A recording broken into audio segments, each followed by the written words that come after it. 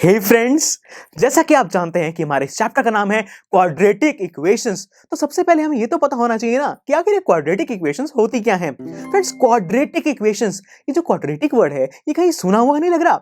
जी हाँ फ्रेंड्स, हमने इस वर्ड के बारे में सुना है चैप्टर पॉलिनोमियल्स के अंदर, जहां पे हमने पढ़ा था क्वाड्रेटिक पॉलिनोमियल्स के बारे में और ये देखा कि ऐसे पॉलिनोमियल्स जिनकी डिग्री 2 होती है, ऐसे पॉलिनोमियल्स को हम कहते हैं क्वाड्रेटिक पॉलिनोमियल्स।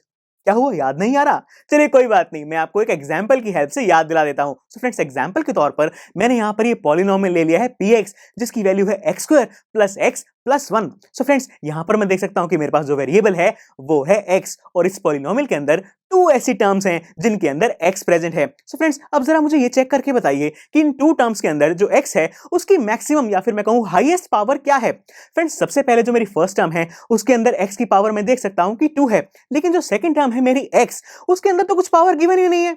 इसका मतलब मैं यहां पर कह सकता हूं कि जो मेरी सेकंड टर्म x है उसके अंदर x की पावर है 1, क्योंकि जिस भी टर्म की कोई पावर नहीं गिवन होती उसकी पावर को हम 1 लेट कर सकते हैं। तो दोस्तों, मैं यहां पर देख सकता हूं कि मेरे इस पॉलिनोमियल के अंदर जो x है उसकी मैक्सिमम या फिर हाईएस्ट पावर आ रही है 2, और इसलिए मैं कह सकता हूं कि मेरे इस पॉलिनोमियल की डिग्री है 2, यानी कि ये जो मेरा पॉलिनोमियल है ये एक क्वाड्रेटिक पॉलिनोमियल है। यानी कि दोस्तों, अब आप समझ चुके हैं कि जो हमारे क्वाड्रेटिक पॉलिनोमियल्स होते हैं उनके अंदर जो मेरे वेरिएबल है उसकी हाईएस्ट पावर होती है 2, और इसीलिए हम उन पॉलिनोमियल्स को क्वाड्रेटिक पॉलिनोमियल्स कहते हैं। सो फ्रेंड्स, बिल्कुल इसी तरीके से हमारी जिन भी इक्वेशंस के अंदर हमारे वेरिएबल की हाईएस्ट पावर 2 होती है, ऐसी इक्वेशंस को ही हम क्वाड्रेटिक इक्वेशंस कहते हैं। आइए मैं आपको कुछ एग्जांपल से समझाता हूं। सो फ्रेंड्स, एग्जांपल के तौर पर सबसे पहले मैंने यहां लिया है 2x square minus 3x plus 1 is equal to 0। आइए अब ये देखते हैं कि हमारे यहां पर जो वेरिएबल है x, उसकी हाईएस्ट पावर क्या है। सो फ्रेंड्स, सबसे पहले टर्म में मैं देख पा रहा हूं कि जो मेरा x है उसकी पावर है 2, जबकि अगर मैं बात करूं सेकंड टर्म के बारे में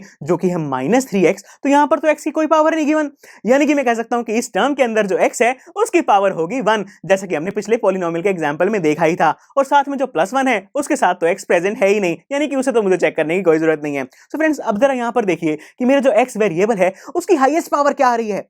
राइट, उसकी हाईएस्ट पावर आ रही है 2, यानी कि मैं कह सकता हूं कि जो मेरी ये इक्वेशन है ये एक क्वाड्रेटिक इक्वेशन है। चलिए आइए अब कुछ और एग्जांपल्स देख लेते हैं। फ्रेंड्स, सेकंड एग्जांपल के तौर पे जो मैंने इक्वेशन ली है वो है मेरी 4x minus 3x square plus 2 is equal to 0। So friends, इसके अंदर भी मैं देख पा रहा हूं कि मेरी ऐसी 2 टर्म्स हैं जिनके अंदर x प्रेजेंट है। जो मेरी फर्स्ट टर्म है 4x, उसके अंदर x की कोई पावर नहीं है, यानी कि उसकी पावर होगी 1।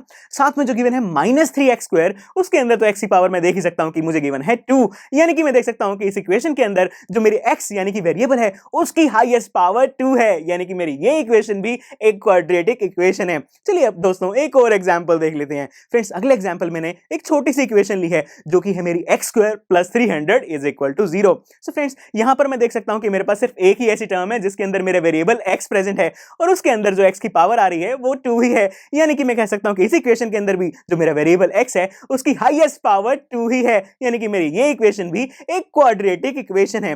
चलिए दोस्तों, अब मैं आपके साथ एक लास्ट एग्जांपल डिस्कस करता हूं, और इस एग्जांपल में जो मैंने इक्वेशन ली है वो है x square is equal to x square.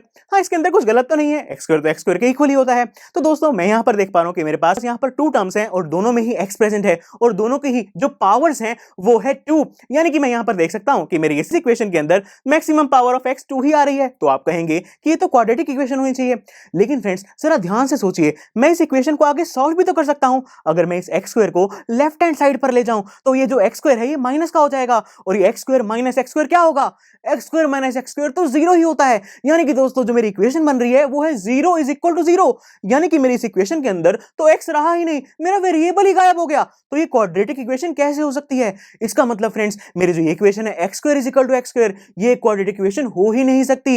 यानी कि दोस्तों, मुझे हमेशा ये ध्यान रखना है कि अगर मेरी कोई इक्वेशन ऐसी है जिसे मैं फर्दर सॉल्व कर सकता हूं, यानी कि ऐसी इक्वेशन है जो सबसे सिंप्लीफाइड फॉर्म में नहीं है, तो सबसे पहले मुझे उसे सिंप्लीफाइड फॉर्म में कन्वर्ट करना होगा, और उसी के बाद मैं ये चेक कर पाऊंगा कि मेरी इक्वेशन एक क्वाड्रेटिक इक्वेशन है या फिर नहीं। तो दोस्तों, मैं यहां पर देख सकता हूं कि अब जो मेरी फर्स्ट 3 इक्वेशंस हैं वो ही क्वाड्रेटिक इक्वेशंस हैं। लेकिन फ्रेंड्स, मैथमेटिक्स के अंदर हर चीज को रिप्रेजेंट करने का एक बहुत ही स्पेसिफिक और पर्टिकुलर तरीका होता है, और बिल्कुल इसी तरीके से ये जो हमारी क्वाड्रेटिक इक्वेशंस हैं इन्हें भी रिप्रेजेंट करने का एक बहुत ही पर्टिकुलर तरीका है, जो हमें बताता है कि हमें किसी भी इक्वेशन के अंदर जो टर्म्स गिवन है उन्हें हमें डिक्रीजिंग पावर ऑफ वेरिएबल के अंदर अरेंज करना होता है। जैसे कि दोस्तों अगर मैं यहां पर मेरी फर्स्ट इक्वेशन को देखूं तो मैं यहां देख सकता हूं कि मेरी जो फर्स्ट टर्म है वो है 2x², यानी कि यहां पर जो x की पावर है वो है 2।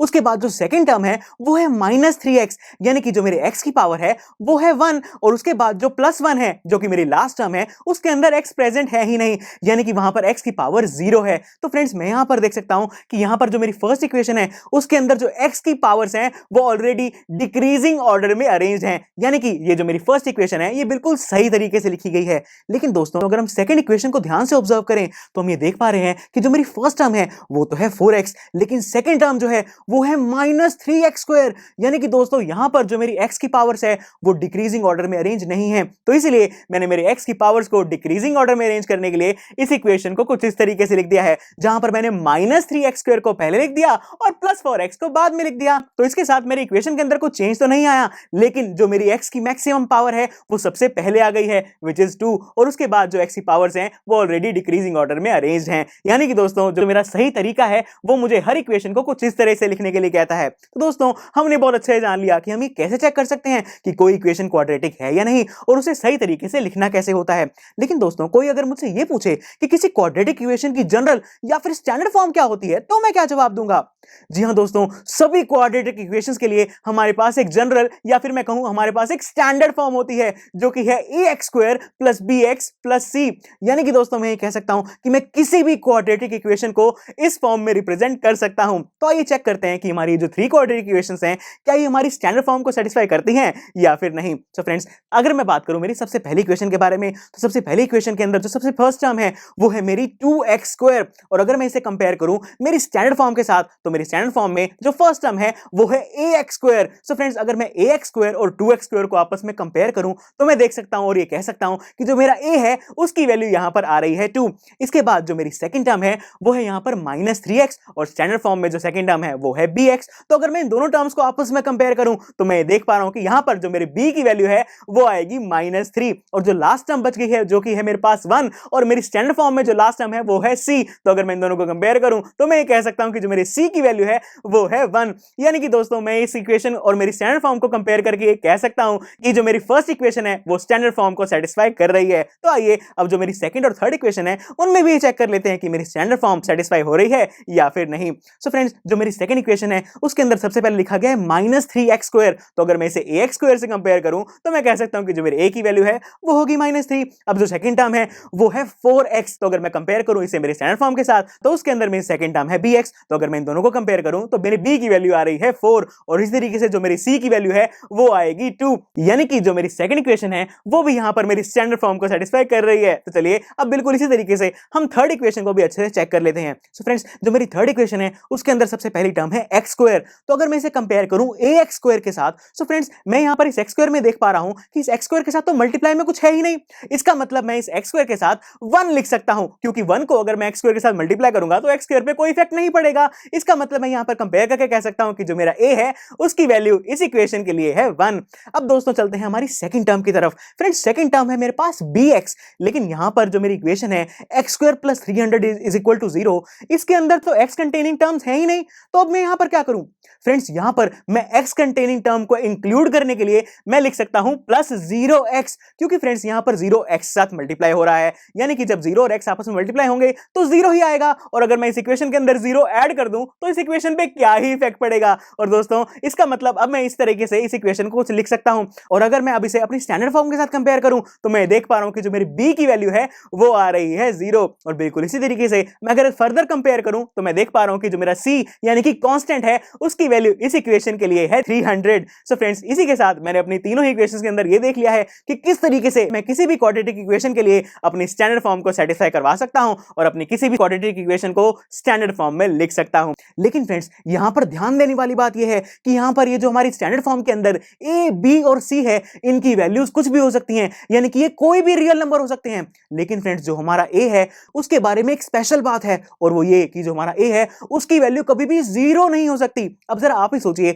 अगर ax² + bx + c = 0 के अंदर मैं a की वैल्यू 0 डाल दूं तो ax² तो गायब ही हो जाएगा, वो तो वैनिश हो जाएगा, क्योंकि अगर मैं 0 को x² से मल्टीप्लाई करूंगा तो 0 ही आ जाएगा और मेरी इक्वेशन बन जाएगी bx + c, जो कि एक लीनियर इक्वेशन होती है, जो कि क्वाड्रेटिक इक्वेशन है ही नहीं। यानी कि दोस्तों किसी भी क्वाड्रेटिक इक्वेशन के अंदर जो मेरा a है उसकी वैल्यू कभी जीरो नहीं हो सकती, और ये बात हमें हमेशा ध्यान रखनी होगी। सो फ्रेंड्स, इसी के साथ आज हमने क्वाड्रेटिक इक्वेशंस के बारे में बहुत कुछ जान लिया। हमने देखा कि हमारी क्वाड्रेटिक इक्वेशंस होती क्या हैं और इनकी स्टैंडर्ड फॉर्म क्या होती है। लेकिन फ्रेंड्स, इन क्वाड्रेटिक इक्वेशन को हम आखिर फॉर्म कैसे करते हैं, हम इन्हें बना कैसे पाते हैं, और आखिर ये क्वाड्रेटिक इक्वेशंस हमारी डेली लाइफ में कहां पर काम आती हैं? आइए इसे जानने के लिए हम नेक्स्ट लेक्चर में एग्जांपल नंबर 1 को डिस्कस करते हैं। So see you in the next lecture.